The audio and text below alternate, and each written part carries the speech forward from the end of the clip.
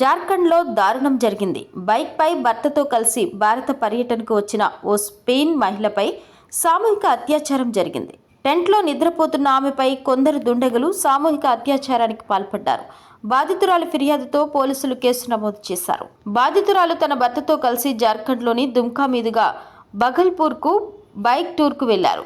శుక్రవారం రాత్రి 11 గంటల సమయంలో హాన్స్ దీహా మార్కెట్ ముందు జనసంచారం లేని ప్రదేశంలో టెంట్ వేసుకుని నిద్రకు ఉపక్రమించారు. శనివారం తెల్లవారుజామున సుమారు 8 నుంచి 10 మంది దుండగులు టెంట్లోకి ప్రవేశించి తనను గ్యాంగ్ రేప్ చేశారని, తీవ్రంగా కొట్టి గాయపరిచారని ఆ విదేశీ మహిళ పోలీసులకు కంప్లైంట్ చేశారు.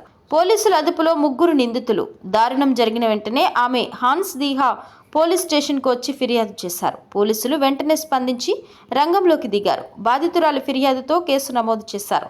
దారుణానికి పాల్పడ్డారని అనుమానిస్తున్న 3 అదుపులోకి తీసుకుని విచారిస్తున్నట్లు సమాచారం.